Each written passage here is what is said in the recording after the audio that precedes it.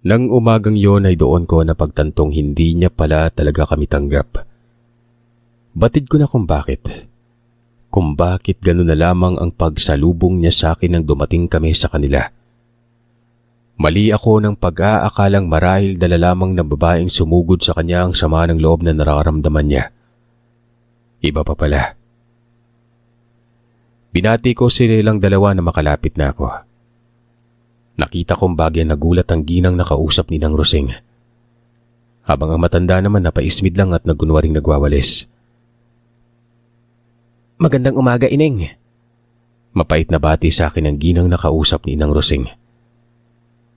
Aga mo naman magising. San tungo mo? Patay mali siyang tanong sa akin ni Inang Rosing noon.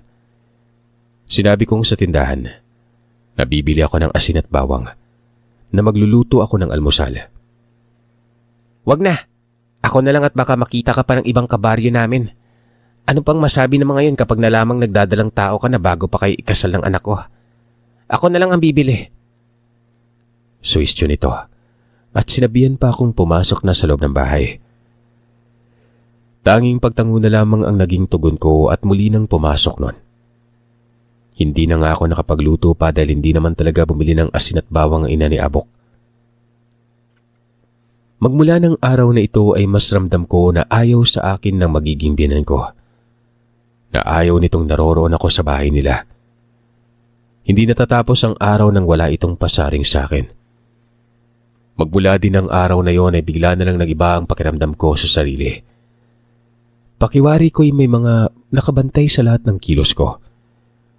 Ultimong sa pag-aasikaso ko sa asawa ko, ay nakikipagkumpetensya ang kanyang ina. Madalas pa itong magtampo sa kanyang anak kapag hindi nasusundang gusto niya. Halos lahat din ng desisyon at gusto naming mangyari ni Abok sa kasal namin, pinanghihimasukan ni Inang Rosing. Mapaninong at ninang siya talagang nasunod. Maski sa mga pagkaing ihahanda ay siya pa rin ang nasunod nun. Pakiramdam ko nga ng panahong yun hindi ako ang ikakasal Lahat ng napag-usapan at naging plano namin ni Abok, binago ng binan ko. Kamuntikan pa nga naming pag-awayin ng asawa ko pero mas pinili ko na lamang manahimik dahil naniniwala akong malaking kasalanan at hindi maganda sa pagsasama ninyong mag-asawa kapag nakipag-away ka sa binan mo. Ayoko din naman makipagtalo at stressan ng sarili ko dahil nagdadalang tao nga ako. Hanggang sa dumating ang araw ng kasal namin ni Abok. Araw na hindi ko makakalimutan. Paano ba naman kasi? Pagkagising ko ay naramdaman kong may kung anong kumikirot sa pisngi ko. Inakala ko pang tinubuan lang ako ng tagyawat. Pero nang manalamin ako at suriin kung ano ba talaga yon, nagimbal ako. Nakita ko lang naman kasing gasing kong barya yung laki at maraming nana sa gitna. Naramdaman ko pang may gumagalaw na kung ano sa loob na nagsasanhi ng matinding pagkirot at sakit nun. Ramdam kong may gumagalaw sa loob ng butlig at batid kong hindi ito normal na tagyawat. Sa tanang buhay ko ay hindi pa ako nagkakaroon ng kasing laki ng 5 pisong barya na tigyawat. Ang mas nagpatayo pa ng mga balahibo ko sa katawan. Hindi lang yun nag-iisa. Meron din ako sa noo. 2 yun. Naaakalain mong bigla akong tinubuan ng sungay. Habang tinitingnan ko sa salamin ng butlig, laking gulat ko nang may biglang lumabas na maliliit na alupihan mula doon. Sa gulat ko ay wala sa sariling dagli akong napaatras, dahilan para mawalan ako ng balanse at bumagsak sa sahig. Hindi ko na rin napigilan ng sariling sumigaw ng mga sandaling yon. Grabe ang kilabot at takot na nararamdaman ko. Idagdag pa ang sakit ng tiyan ko. Dahil sa pagbagsak ko sa sahig nun. Mabuti na lang at hindi ako dinugo. Ilang sandali lang ay dumating ng asawa ko. Nakasunod dito ang kanyang ina. Anong nangyari? Ayos ka lang ba? Sunod-sunod na tanong sa akin ni Abok at inalalayan akong tumayo nun. Sunod-sunod na pag-iling din naman ang naging tugon ko habang umiiyak. Anong nangyari? Sinabi ko naman siya mag-iingat ka, baka mapano yung anak natin. Tanong at paalala ni Abok. Nakita kong saglit na umalis si Inang Rosing pero bago pa man ito umalis ay kitang-kita ko ang pagtalim na mga tingin niya sa akin at ang pagguhit ng mapanuyang ngiti nun. Inakala ko pang namamalikmata lamang ako. Pero sa isang kurap lang ng mga mata ko, bigla din itong nawala. Pagkabalik, may dala siyang isang baso ng tubig. Uminom ka muna, iha. Baka namamalikmata ka lang. Singit ni Inang Rosing sa gitna ng pag-uusap namin ng anak niya. Sinabi ko na kasi kay Abok ang mga nakita ko at hindi din ito makapaniwala. Maging ang malalaking butlig sa mukha ko, hindi niya rin umano nakikita noon. Sinabi kong totoo ang mga nakita ko, na may mga malalaking butlig sa mukha ko noon, na maniwala siya sa akin. Tama na, maayos naman ang itsura mo. Ni isang tagyawat o wala ka. Araw na ng kasal natin, baka dala lang yan ang kaba mo. Wika ni Abok. Mag-ayos ka na. Huwag mong sirain yung espesyal na araw natin. Dagdag pa nito na parabang naiinis na. Dahil sa sinabi niyang yun ay hindi na ako nakasagot pa. Matapos kong inumin ang tubig na bigay sa akin ni Inang Rosing, nang muli kong tingnan sa salamin ng mukha ko, katakatakang biglang nawala ang malaking butlig na nakita ko kanina lang. Hay nako, yan ba yung pakakasalan mo? Mukhang may sayad sa ulo. Rinig kong sambit ni Inang Rosing nang iwan nila ako ng anak niya. Naihilamos ko na nga lang sa mukha ko ang palad ko. Hindi man sila naniniwala sa sinabi ko pero sigurado akong totoo lahat ng nakita ko noon. Kahit na hindi maganda ang pakiramdam ko at puno ng agam-agam ang sarili, pinilit ko pa rin umakto ng maayos. Hindi ko alam kung bakit ng araw na ito pakiramdam ko ay may hindi magandang nangyari. Habang ikinakasal na kami sa simbahan ni Abok, lutang ang isipan ko. Hindi ako halos makasagot sa bawat tanong ng pare. Kating-kati ako sa suot kong trahe de boda na ang binan ko mismo ang pumili.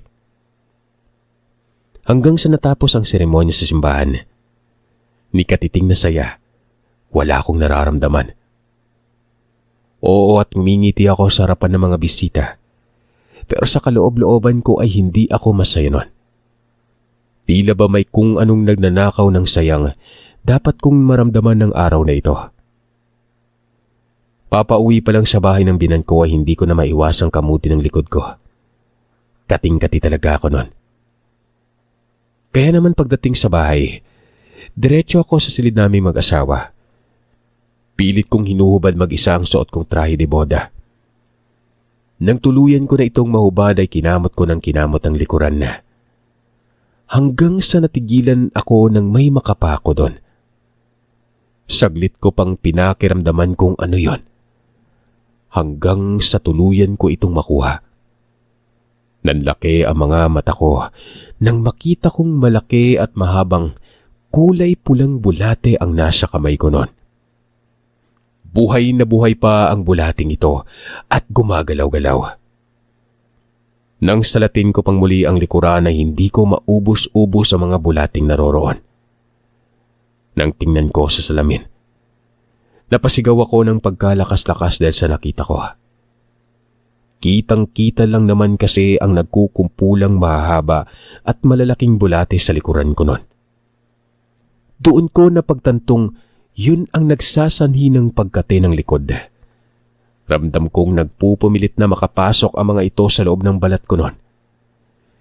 Hindi ko na talaga napigilang hindi maglupasay dahil sa kilabot at takot. Dahil sa ginawa kong ito ay nasira ang kasiyahang ginaganap sa bakuran ng bahay. Alalang-alala ang mga bisita kung ano ang nangyari sa akin sa loob ng silid ko. Hindi ko na nagawa pang lumabas at magpakita sa mga bisita ni Inang Rosing dahil batid kong ako na ang laman ng kanilang usapan. Nang sabihin ko pa sa asawa ko ang dahilan ng paglulupasay ko, hindi ito naniniwala. Nagalit pa ito dahil nasira na ang araw ng kasal namin. Pero mas galit ang nanay niya. ipinahiya ko umano siya sa harap ng mga amiga niya. Ano na lamang umano ang iisipin ng mga yon dahil sa ginawa ko? Baka isipin umano ng mga kumari niyang baliw ang pinakasalan ng kanyang anak. Hindi magkanda abot-abot na sermon ang ibinato sa akin ng binan ko. Habang ang asawa ko naman ay pinapanood lamang ako noon. Hindi ko naman na ipinagpilitan pa sa kanilang nakita ko dahil tiyak hindi naman sila maniniwala sa akin. Sumunod na araw, tinamaan ako ng mataas na lagnat. Halos kumbulsyonin na ako dahil sa taas ng lagnat ko. Tanging pagpunas ng malamig na tubig lang ang nagawa ng mister ko. Dahil hindi naman ako pwedeng uminom ng kung ano-anong gamot lang. Alalang-alala na ito sa kalagayan ko at sa sanggol na nasa sinapupunan ko noon. Habang ang binan ko ay hindi mahagilap kung saan niabok. Bumuhos pa ang malakas na ulan ng araw na ito kaya naman hindi niya nagawang lumabas ng bahay para maghanap ng manggagamot. Baka may pinunta lang si inay. Hayaan mo na, ayos lang ako. Wika ko. Saan naman magpupunta yun? Ganito kalakas ng ulan sa labas. Sabi ni Abok at napapakamot na lang sa ulo niya. Maya-maya pa'y naramdaman kong kumikirot at naninigas ang tiyan ko. Pakiwari ko'y manganganak na ako ng mga oras na yon. Kaya naman kahit malakas ang buhos ng ulan, wala nang ibang nagawa ang mister ko kundi suungon ito para puntahan ang kumadronang nakatira sa dulo ng baryo nila. Nagmamadali nang lumabas ng bahay ang mister ko. Nang mag-isa na lamang ako sa silid tulugan namin. Panay ang dasal ko na sana'y nasa maayos na kalagayan ng anak ko. Hindi ko pa kabuanan ng araw na yon. Nasa ika-6 na buwan pa lamang ang tiyan ko. Masyado pang maaga para lumabas ang sanggol sa sinapupunan ko noon. Makaraan ng ilang minuto, narinig kong lumangit-ngit ang pinto ng silid namin at bumukas yun ng bagya. Kaya naman kahit masakit ang tiyan ko ay pinilit kong tumayo nang akalain kong bumalik ang asawa ko. Bago pa man ako nakarating sa may pinto, nakita ko ang isang aninong dumaan sa labas noon. Hindi naman ako nakaramdam ng takot dahil inakala kong anino ito ni Abok. Nasipat kong patungo sa silid ni Inang Rosing ang aninong nakita ko. Sinundan ko yon. Makailang beses ko pang tinawag ang pangalan ng asawa ko, pero walang sumasagot sa akin hanggang sa marating ko ang pinto ng silid ng binan ko noon. Nakita kong nakaawang ito ng konti. Bahagya akong sumilip. Pinasadahan ng tingin ng buong paligid para tingnan kung nasa loob ba ang binan ko. Nang makita kong wala ito, ay may kung anong nagtulak sa akin na pumanik sa silid niya. Pagkapasok ko doon ay may kakaibang presensyang sumalubong sa akin. Kahit na hindi iyon kalaki ang silid, napakatahimik ng loob na parabang nasa loob ka ng isang kuweba. Yun pa lamang kasi ang unang pagkakataong nakapasok ako sa silid ng binan ko. Hindi maganda ang hangin sa loob ng silid. Mainit ito sa balat. Kahit na may naglalaki ang mga bintana. Habang inililibot ko ang paningin ko ay naagaw ang atensyon ko sa isang may kaliitang aparador. Sa unang tingin ay aakalain mong aparador yon. Pero nang suriin ko itong mabuti, nakita kong isa itong pinto. Nang tuluyan ko yung nabuksan ay hindi ako makapaniwala sa nakita ko. Sa loob ng silid tulugan ni Inang Rosing ay may isa pang silid na sa tingin ko ay dasalan. May altar at napakaraming kulay itim at pulang kandila. Nakita ko rin ang mga babasaging bote na naglalaman ng iba't ibang insekto at uod nun. Sa loob nga ng isang bote ay nakita ko ang litrato ng binatilyong puno ng galis ang katawan. Halos hindi ako makahinga at makapaniwala sa mga nakita ko. Lalo na nang dumako ang paningin ko sa isang parte ng altar kung saan nakalapag ang litrato ko. Ginagapangan na ito ng naglalaki ang bulate at may mga nakapatakpang kulay itim na kandila. Ramdam na ramdam ko ang biglang pagbalot ng takot at kilabot sa buo kong katawan. Sa pagkataranta ko ay dali-dali kong kinuha ang litrato at patakbong lumabas sa silid ng binan ko. Hindi maganda abot-abot ang kabang nararamdaman ko ng mga oras na yon. Hindi ko na alam ang gagawin ko. Pero nang dumating na si Abok kasama ang komadrona at ang kanyang ina, pinangunahan na ako ng takot at galit. Hindi ko na alintana pa ang sakit at paghilab ng tiyan ko. Dali-dali kong inilagay sa bag ang mga damit at kagamitan ko. Anong nangyari? Teka, bakit ka nagbabalot? Anong gagawin mo? Tanong ni Abot na batid kong naguguluhan. Ano't nag-aalsa balutan ka ng gamit mo? Aalis ka ba? Saan ka naman pupunta? Inosente pang tanong ng binan ko na nagpapintig talaga ng tenga ko. Galit na inihagis ko sa harap nila ang litrato kong may patak ng itim na kandila. Ano bang problema mo, Romina? Ano to? Akala ko ba masakit ang tiyan mo? Tanong ni Abok. Itanong mo sa barangan mong nanay. Bulyaw ko na hindi ko na talaga mapigilan ng emosyon. Kumalma ka, iha. Nakakasama yan sa dinadala mo. Awat pa ng matandang komadrona. Hindi. Sibulat sa Paul naging mabait at mabuting manugang ako sa'yo. Wala akong ginawang masama. Bakit pati ako ginaganito mo? Singhal ko at pilit na pinipigilan ng mga luhang nais ko mawala sa mga mata ko. Nay, ano bang nangyari? Tanong ng asawa ko. Nagmamaang-maangan pa si Inang Rosing at sinabing gumagawa lamang ako ng kwento para magkasira silang mag-ina. Nais ko lang umanong ilayo si Abok sa kanya at ang magiging apo nito. Sinungaling ka, sabi ko. Wala kang galang sa matanda. Sinasabi ko na nga bang masama ang pag-uugali mo. Ngayon lumabas na ang tunay mong kulay.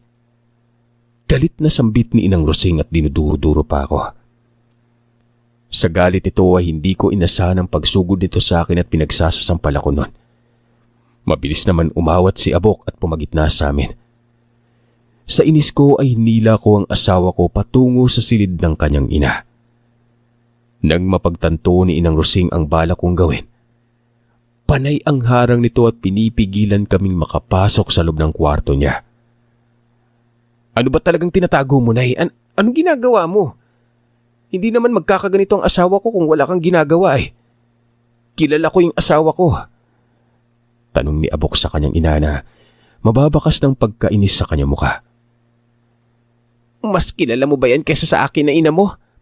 Simula pagkabata mo, ako na mag-isa ang bumuhay sa'yo. Aba, Abok, mas pipiliin mo yung babae niya na hindi mo naman kadugo kaysa sa akin na nagluwal at nagbigay ng buhay sa'yo. Litanya at pangungonsensya ng kanyang ina noon. Nay naman, asawa ko si Lumina. Magkakaanak na kami. Hindi na ako nagpapigil.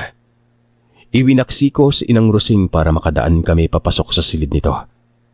Hinarangan niya kasi kami sa pinto at doon ito nagdadrama. Nang tuluyan na kaming makapasok ay walang ano-anong ipinakita ko kay Abok ang isa pang pinto kung saan sa loob nun ay naroroon ang altar ng nanay niya kung saan isinasagawa nito ang pambabarang. Mabuti na lang at hindi na sumunod pa ang komadrona sa amin dahil kung hindi, makikita din ito ang pinakatago-tagong sekreto ng binan ko. Ang asawa ko ay hindi makapaniwala sa nakita niya. Hindi niya lubos akalaing may ganong silid ang kanyang nanay. Kaya pala kahit anong pagsusumikap ko, namin ng mga anak mo, hindi tayo umaangat sa buhay. Ikaw mismo yung gumagawa na ikakalubog natin ay. Magsasalita pa sana ito nang bigla siyang matigilan. Nang dumako ang paningin niya sa isang boteng naglalaman ng litrato ng lalaking hindi ko kilala. Nanginginig ang kamay na dahan-dahan niya iyong dinampot at ipinakita sa kanyang ina. Ano to? Bakit naririto din yung litrato ng tatay? Tanong ni Abok. Nanatili lang na tahimik si Inang Rosing at hindi makatingin ng diretsyo sa kanyang anak. Ikaw ba yung pumatay kay Itay? Binarang mo si tatay, Nay? Hindi ako ang pumatay sa kanya. Huwag mo akong akusahan ng ganyan. Dapat lang sa kanya ang ginawa kong pambabarang dahil iniwan niya tayo. Baka nakakalimutan mo ang ginawa niya sa atin. Iniwan niya tayo anak dahil lang sa babae. Galit na tugon ni Inang Rosing noon. Rinig ko pa ang pagkikis-kisa ng mga ngipin nito na halatang nagpipigil talaga ng galit niya. Bakit, Nay? Paano mo nagagawa to? Hindi pa ba sapat yung paghihirap natin dito sa mundong ito? Kaya gusto mo pang maghirap sa kabilang buhay? Sinisira ng mga babae niya ng pamilya natin, anak. Tingnan mo yung ginagawa mo ngayon. Dahil sa babae niya ay nagagawa mo ng pagsalitaan ako ng hindi maganda. Hindi ka naman ganyan dati. Hindi porket sinira ng ibang babae yung pamilya mo. Sisirain mo na din yung pamilya ko. Pamilya ko to, Nay. Hindi ko hahayaang sirain to ng kahit sino. Kahit ikaw. Sariling galit nyo lang iniisip nyo. Kung galit ka sa babaeng sumira sa pamilya natin nun, pakiusap, huwag mong idama yung taong mahal ko. Matapos itong sabihin ni Abok, nakita ko may mga luhang pumatak sa kanyang mga mata. Naramdaman ko na lamang din ang paghawak nito sa kamay ko at hinila ako palabas sa silid ng kanyang ina. Pagkarating namin sa silid namin ay tinulungan niya na akong mag-impake ng mga gamit namin. Ura-urada ng araw din yun mismo. Nilisan namin ang bahay ng nanay niya. Hindi na kami napagpaalam sa bunsong kapatid nito dahil wala sa bahay nila ng araw na yun si Manuel. Sinestyon ko na lamang sa asawa ko na sa probinsya ng mga magulang ko na lang kami magtungo. Sa Samar. Hindi naman na tumutol pang asawa ko. Agad din itong sumang-ayon at sinabing mas makabubuti yun dahil kilala ko yung mga magulang ko at mapapanatag ang loob niya. Makailang ulit pa itong humingi ng tawad dahil sa ginawang pananalbahe sa akin ng kanyang ina. Hindi niya daw kasi lubos sa kalain na magagawa yun ng nanay niya. Nang makarating kami sa lugar ng mga magulang ko, agad akong pinatingnan ni Abok sa albularya. Maging siya ay nababahala pa rin at hindi niya alam kung ano pa ang kayang gawin ng nanay niya. Kaya para maagapan ay ipinagamot niya ako kaagad. Hindi na namin sinabi pa sa mga magulang ko kung ano talaga ang dahilan ng biglaang pag-uwi namin doon at pagpapagamot. Ayaw naman naming magkasira-sira ang bawat pamilyang pinagbulan namin. Isa pa'y kasiraan din namin yon. Lumapit nga kami sa isang babaeng manggagamot. Hindi pa man namin nasasabi ang suliranin namin ay nahulaan na agad nito. Ayon sa albularya, malaki ang inggit at panibugo ng taong bumarang sa akin. Pero nais lamang ako nitong paglaruan hanggang sa mawala sa sariling bait at hindi talaga intensyong aabot sa kamatayan. Anya pa'y kilala ko ang sumasalbahe sa akin. At kung nais kong isumbalik ang ginawa nito ay walang pagdadalawang isip niyang gagawin. Nang sa ganoon ay makaganti ako at mabigyan ng leksyon ang nambarang sa akin na hindi magandang ginagawa niya. Lalo't nagdadalang tao ako noon. Mabuti na lang umano at malakas ang pananampalataya namin mag-asawa. Dahil isa sa nais na masira ng nambarang sa akin ay ang irelasyon naming dalawa ng mister ko. Malaki ang pagnanais ng taong ito na maghiwalay kami ni Abok. Hindi na nga ako nagulat pa sa mga sinabi ng albularya. Alam kong wala itong ibang tinutukoy kundi yung biyenan ko. Pero sa kabila ng mga naranasan kong hindi maganda ay hindi ko na ninais pang ibalik ang ginawa sa akin ni Inang Rosing. Nagpagamot na lamang ako at tumingi ng pangontra para hindi na kami magambala pa kung sakali mang ituloy pa rin ito ang pambabarang sa akin. Ipinagpasa Diyos ko na lang ang lahat. Ipinagdasal na sana'y bigyan ng kalinawan ang isipan at puso ng binan kong barangan. Magmula nang umalis kami sa lugar ng binan ko ay hindi na kami muling bumalik pa doon. Mas pinili na rin ang asawa ko na putulin ang ugnay nila mag-ina. Hanggang sa nabalitaan na lamang namin na nagkasakit na malubha ang ina ni Abok. Ayon sa bunsong kapatid nitong si Manuel, magmula nang umalis kami doon ay ni isang beses, hindi na nabanggit pa ng kanilang ina ang anak nitong panganay. Tuluyan na nga din itong kinalimutan at itinakwil si Abok. Sa tuwing napag-uusapan kasi nilang magkapatid ang asawa ko, umaalis ang kanilang ina at nagmumukmuk na lamang sa loob ng silid niya. Nakaramdaman ako ng konting pagkabag pero hindi ko masisisi ang sarili ko na lumayo na lang. Hindi ko din intensyon na ilayo ang anak nito sa kanya dahil ako itong unang sinalbahin niya. Hindi ko na nga din gugustuhin pang makita ito dahil labis-labis na takot na naranasan ko noong kasama ko siya sa mismong poder niya.